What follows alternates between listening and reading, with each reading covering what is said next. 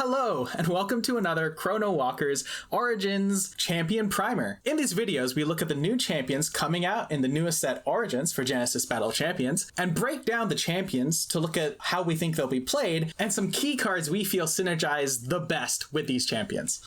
So let's jump in and meet Tashir. Taking a look at her stats, we see that she has 22 health, 90 aura, little on the low side, but 2 energy. Aw, yeah. Yeah, I like it. Oh yeah, let's go.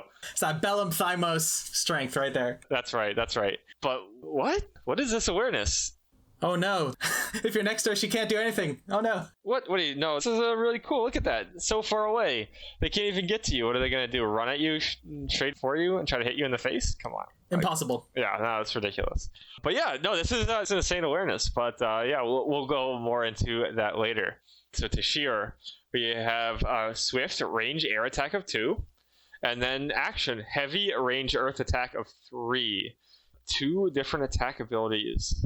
So what do we think Tashir is going to be? Well, we can't play Tashir without wanting to take advantage of that amazing awareness. Like, all joking aside about not being able to hit someone next to them, Tashir knows how to use a bow, because that is a crazy awareness. That action speed attack that Tashir has for 3 damage, I imagine is going to get used a lot more than we're used to using our action speed attacks. Hi, Malik, get off screen, no one likes you. Because where Tashir can hit with just one piece of movement and one rotation, it far outstrips what people are used to.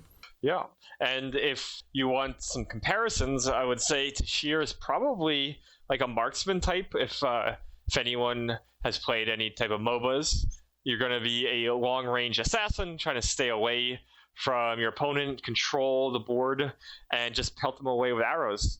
Raha's kind of tried that style, but I think Tashir's really going to bring that to the meta. Yeah, having that 2 energy as compared to Raha's 1 is a huge game changer for what Tashir can do with that awareness. Yeah, and 3 damage is no joke either. Absolutely. But, you know, with that long range, you do lack that forward awareness. So, you know, what are you going to have to worry about? Absolutely. So we want to stay back. We want to use that awareness to get like chip damage in on the enemy champion, as well as removing problematic summons before they really get a chance to come in and, you know, get into the dangerous range. And yeah, we see someone like Idris with the like action speed 2 damage from anywhere on the map. Well, Tashir is almost anywhere on the map, and you can do it for free. Absolutely. Yeah. No aura cost here. But yeah, like with this kind of control style, like battlefield control, where you pelt them with long range abilities, try to knock them back, if you will. You know, eventually you can jump in once you get the right hands and just go for that kill, which is a lot of out of hand damage from these 2 colors. Absolutely. I think it's actually important to note that, because like we are playing a finite resources game. So control means a little bit of a different style. Yes, we're going to be keeping the board manageable and then trying to get that haymaker 3 damage every turn on the enemy champion. But eventually we are going to have to close out the game. We can't just stay there forever and for a theoretical time where the opponent is top decking, because it doesn't mean the same thing in Genesis as it does in other games. Yeah, you will have to be worried about getting trapped, right? Because you don't have that forward awareness. So you do have to eventually kill them, or else they could run you into a corner. Absolutely. If I'm playing against Tashir, I want to rush in. I want to put them where they have to double move if they want to be able to hit me. That's what I want to force Tashir to do. So if you're playing Tashir, you're going to have to be prepared that people are going to be rushing you. Yep. Which can lead to some favorable matchups if you're playing in a champion that isn't very good at rushing your opponent down. But she's definitely going to be vulnerable to champions that really want to do that in the first place. Yeah, so have a backup plan. Defensive movement or things that affect other combatants' movement on the battlefield are all going to be important things to make sure that you have access to in your deck. But yeah, that's where our thoughts are at, I guess. If you in the audience, you've got a kind of a different take, we'd love to know your thoughts, because again, like these are all kind of new concepts. Like we're seeing a lot in Origins actually of champions which just fundamentally change what we thought was always a rule. You always have a Jason awareness. Nope, Tashir says no. I can just hit you from far away, and I'm gonna kill you doing it that way. Yeah, but you know Tashir's biggest weakness? Oh, bad weather. Oh no. But yeah, that's okay. Bring some summons to kind of lead you through it, and you'll be fine. Yeah. But enough about Tashir. I want to see the cards that Tashir's going to play. So we'll start with 2 cards which were in our deck building guide. So we won't go too deep on how they work. Please check out the guide if you want to see our full thoughts on them. Snare and Diving Juke. A snare is a trap, 4 chi, 1 health, swift trap for 5 energy, place snare on an occupied spot, and then continuous snare. Champions and summons cannot leave this spot, and then a trigger decay. At the end of the round, snare loses 1 HP. So snare is just going to stop someone's movement for 1 turn, essentially. And we really like that because we're Tashir, and stopping someone's movement means they're still far away, means I get to hit them. Yep. And Diving Juke, this card, for 6 energy, you get to move in any of the diagonals at swift speed. You are going to probably be wanting to put this in all your Thymos decks. Yeah. But it's really good in Tashir because you're trying to avoid your opponent, first of all, but also you can still attack your opponent when you dive backwards. That's going to be a huge benefit. Yeah. But yeah, let's lean into now some cards which specifically Tashir likes better than other champions. So we'll start with Knockback. Knockback, oh. This is one we did talk about in ESA. Knockback makes Tashir. Oh, it's so good. Yes, absolutely. No, the Knockback is exactly what Tashir wanted to really capitalize on her strengths. So this is the 4 chi, forward awareness, swift basic attack 2 for 4 energy, and trigger push. If anything is dealt damage by Knockback, then they move 1 spot away from you. So we talked about this in our ESA primer, but Tashir really likes this. Whereas Esha is like, I don't want to push you away, I want to keep you close and keep on wailing on you. Tashir, on the other hand, wants to push people back so that they land in that huge awareness. Like, literally, Knockback pushes someone into range of your heavy earth range attack. That's just, that is what it does every time. Yep. So it's going to be very nice going Knockback your Brook and then hit it for 3. It's dead. Yeah. Got him. Tashir's awareness would not be playable without Knockback, I think.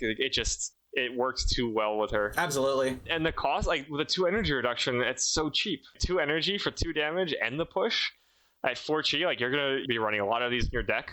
And you basically make it, your opponents cannot try to hit you from the front. Like they have to flank you, get on the outside, swarm you, stuff like that. Yeah. Which then, Diving Juke will help you dodge those. So. Yes, absolutely. Or maybe we have some other cards that could help you be defensive.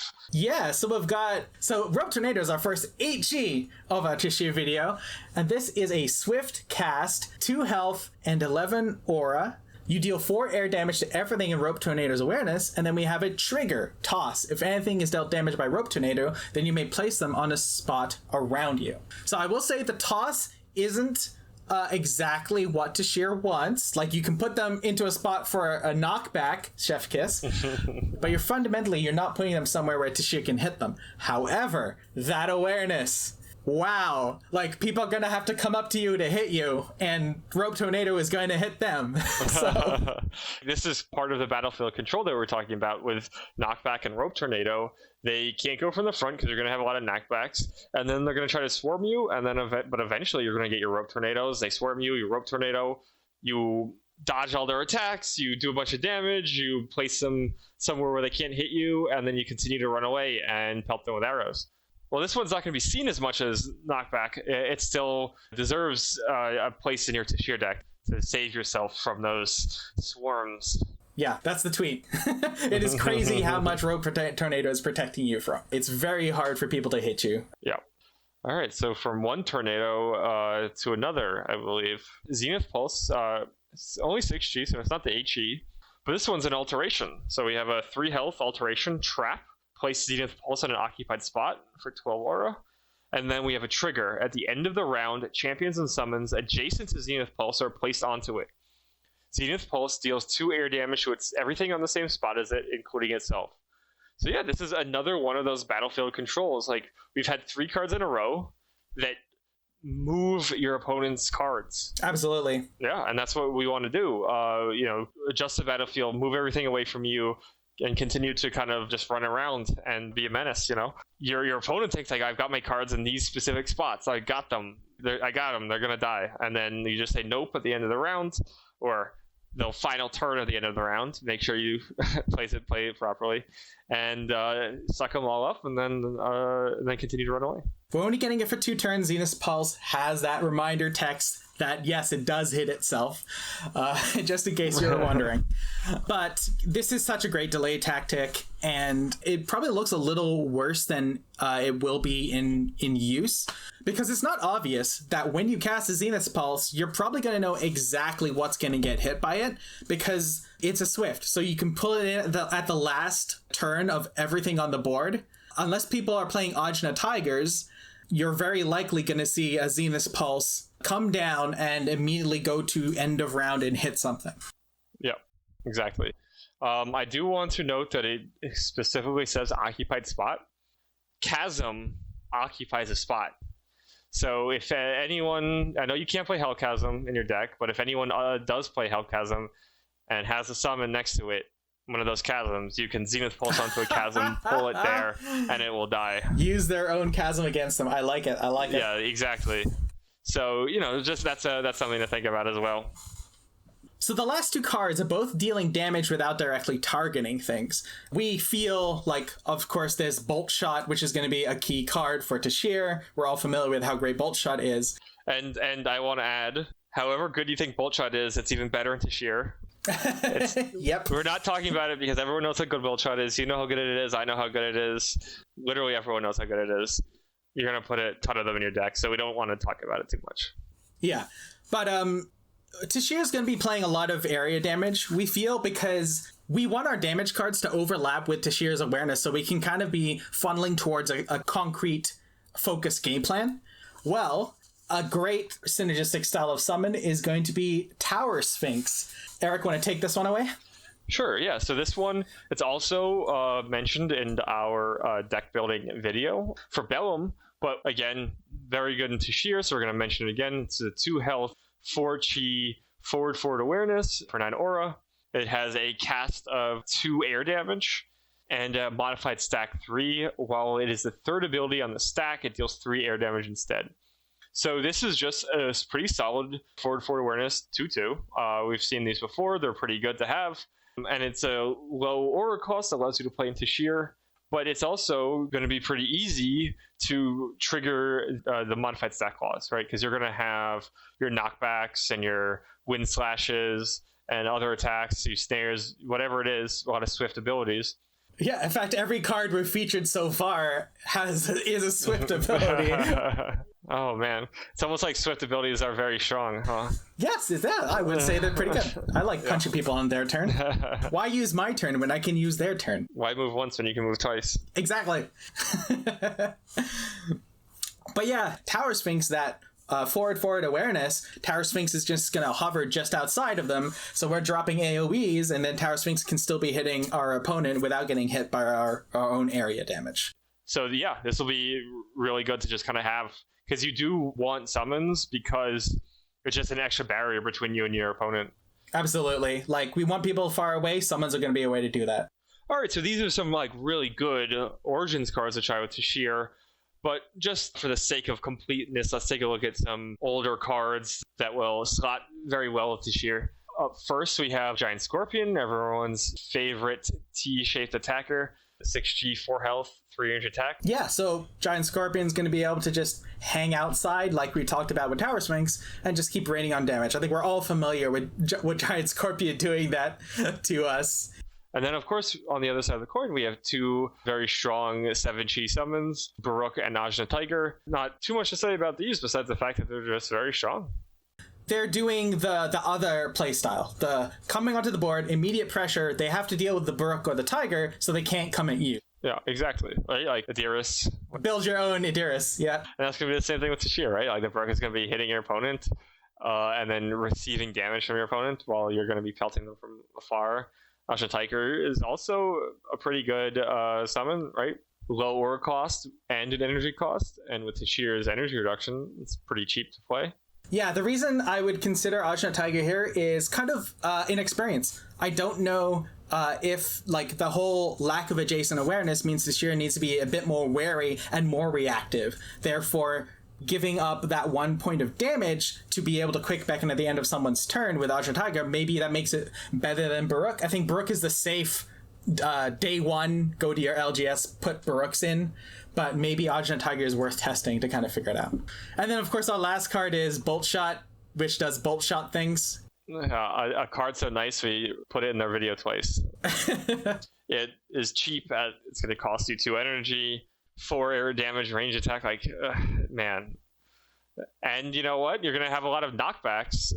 So, yeah, you'll be able to afford it. Yeah. So that was our Tashir primer. All right. Goodbye, Raha. Hello, Tashir. If you've got any cards that you feel we missed, please let us know in the comments. Yeah. I guess like, comment, subscribe. Tell us how much you like Tashir and what you're building with her. I will say I love the fact that we're getting a control champion in yellow-red colors. I really love that. I think that's awesome. Peace. Yeah, and we'll see you in the next one.